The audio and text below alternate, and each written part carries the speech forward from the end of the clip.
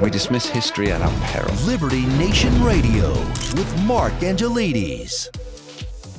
A long-standing tradition of legalized discrimination may be at an end, or at least that's what Supreme Court Justice Clarence Thomas hopes.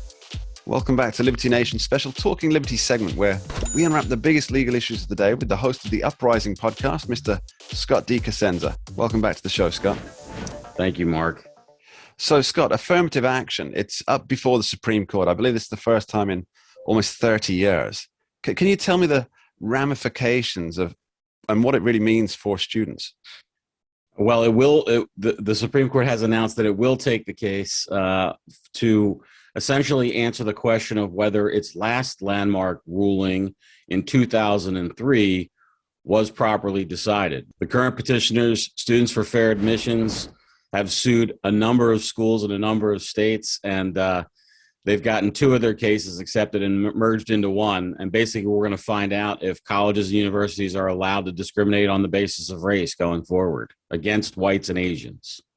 So it's specifically, it's going against the idea that whites and Asians are deemed to have to provide a higher score than ones who are not for entry into college, or is it a diversity quota within the educational institutions?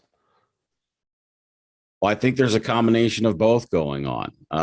If some of the institutions seem to have a set number of seats that they want to allot for certain races, and for others, it's just a more nebulous thing. It's curious, by the way, when we talk about whites and Asians, when the Bakke decision, that's the first landmark decision in the body of federal law, court decisions that allowed race-based discriminations after the passage of the Civil Rights Act, which, you know, when the Civil Rights Act was passed, it's very clear you're not allowed to discriminate on the basis of race. And then some higher education folks thought that, well, they could do it anyway because they had good intentions rather than evil ones. But Asians were the included. Road to hell is paved with what, Scott? Asians were included in the allowed to be discriminated in favor of case in 73. So from 1973 to 2003, which is when that Grutter v. Bollinger case, to 2022 now, Asians are obviously on the outs. It's kind of interesting how these things change with fad and favor from...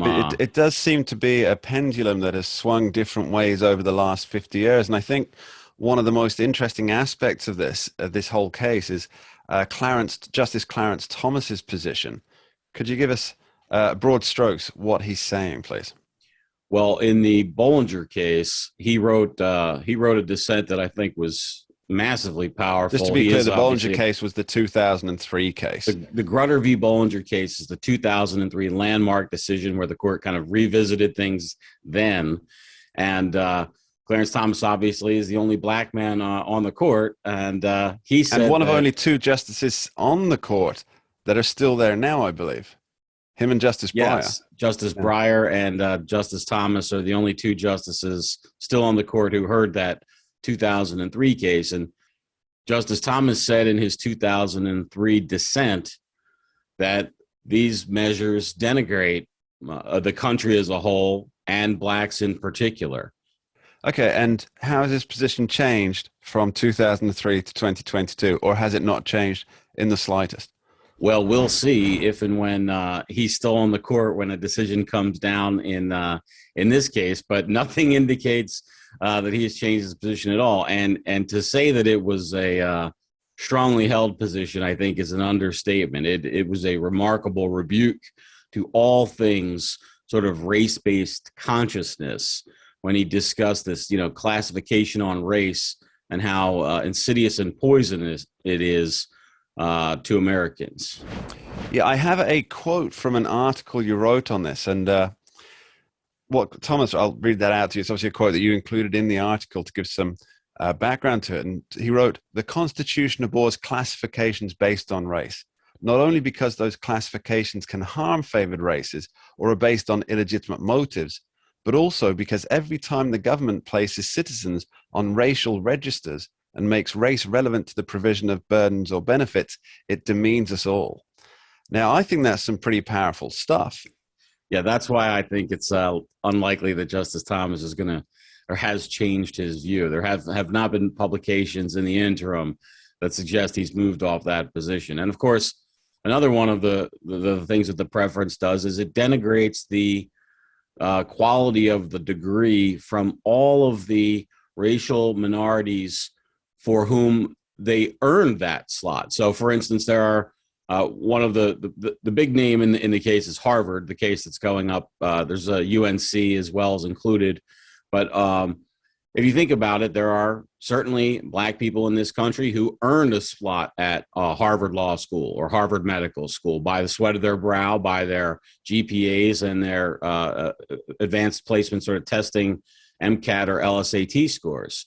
But those people are lumped into the same group who have not earned it, who are elevated solely on the basis of their race. And it denigrates the achievements of those who have actually achieved rather than simply been granted, for favorable skin color, a slot in those schools.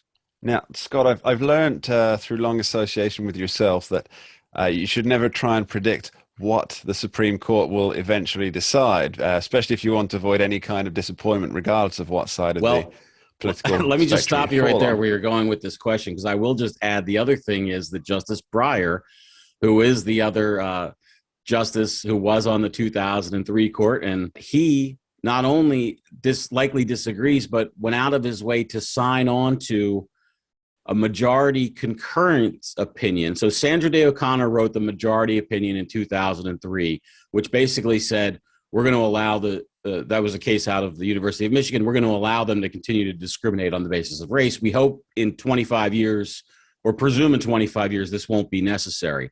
And Justice Ginsburg wrote a concurrence that said, hey, hold your horses, not so fast on that 25 years thing. Maybe not. And Justice Breyer signed on to that part of Justice Ginsburg's concurrence. So he agreed at the time in 2003 that 25 years may not be enough time to see an end to this. And we're not even at 25 yet. We're at 20 roughly. So anyway, I think those are two votes we can maybe predict with some degree of of confidence that Thomas will vote against the affirmative action plan, and Breyer will vote that it's okay. It's quite interesting that the race of those justices and which position they're taking, I think. Yeah, right. Now, there is obviously a difference in the makeup of the political weighting here. Now, is it fair to say that being anti-affirmative action is on the more conservative side of the spectrum? Is that fair to say? Yes. Being against the discrimination of people based on their race is now a conservative and Republican position, generally speaking, and favoring counting everything on race and granting favor and of course penalty points is the opposite side of that. Based on race is the sort of lefty liberal position. So it's certainly possible that this could be ruled in favor of getting rid of affirmative action with the conservative balance on the Supreme Court. But obviously we wouldn't want to make a guess. For those just listening, Mark, I have my double fingers crossed that is in fact what happens. Yeah, absolutely. Scott D. Cosenza, thank you ever so much. Thank you. And that's almost it for this episode of Liberty Nation Radio here on the Radio America Network. My sincere thanks go out to our guests, Dave Patterson, Andrew Moran, Scott Cosenza, and of course, Tim Donner for the always entertaining Signature Say What segment. And of course, my thanks to you at home for tuning in. You are, as ever, appreciated. As a final thought, let's circle back to Napoleon Bonaparte. He also said, the reason most people fail instead of succeed is they trade what they want most for what they want at the moment. Now, it seems that this inability to defer gratification on the world stage is on the verge of pushing a course of action that regular folks, people who love freedom, just don't want to see happen. It's not you or I that ultimately decide whether our nations become embroiled in costly and devastating military affairs. It is those who have pledged to keep us safe. But are their promises just dust in the wind when it comes to wanting to promote a vision of personal strength rather than national strength? In essence, I guess I'm asking, will it be hubris and ego that turn a delicate situation into a deadly one? Our nations are already strong because we have our rights and we have our liberty. political posturing from leaders on both sides of this fight can only weaken that, and only then if we let them. Stay strong, friends. We dismiss history at our peril. Liberty Nation Radio with Mark Angelides. We're doing it for real, really real. Liberty Nation. And Jeff Charles, contributor for LibertyNation.com. I think we're starting to make an impact. Liberty style, fight for freedom.